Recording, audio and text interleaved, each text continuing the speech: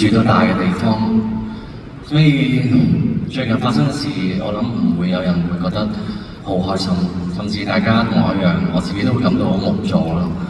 都會諗緊究竟仲可以做得到啲乜嘢咧？仲都做多啲乜嘢可以確切咁樣去幫到呢個屋企？我哋作為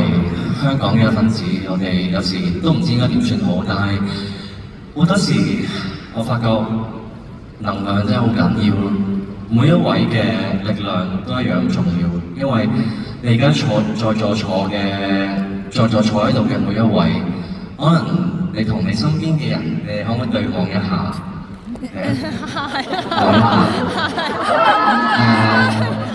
我諗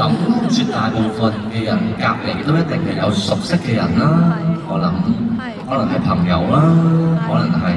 爹哋媽咪啦，可能係自己小朋友啦，可能係老公啦，或者係互不認識嘅神徒啦，又或者其實真係完全唔識嘅陌生人啊，真係好唔好彩你大家一齊坐又好似好尷尬。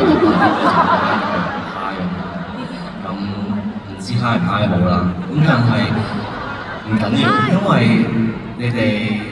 坐得埋一齊，其實就係一個緣分啦。而呢個緣分唔止係一個人生你哋嘅交叉點啦。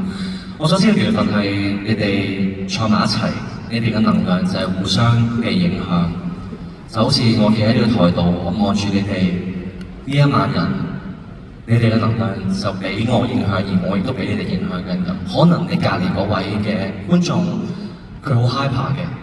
而你係害羞嗰位，你都會因為佢嘅 hyper，你會其實我都可以放鬆少少喎。咁當然啦，hyper 嗰位可能都會覺得我係咪要收斂啲咧？即係呢一個就係能量嘅重要性啦。即係我想講出嘅嘢就係，其實能量係可以互相之影響啊。所以點解我成日覺得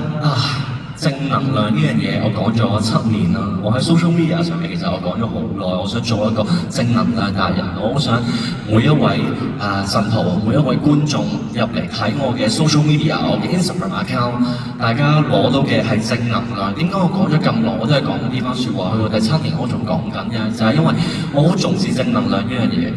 我自己覺得，就算呢一刻未必係可以正能量到。可能你生活中有好多一啲難關你未過到，或者最近發生嘅事情令到你都仲係覺得好無力，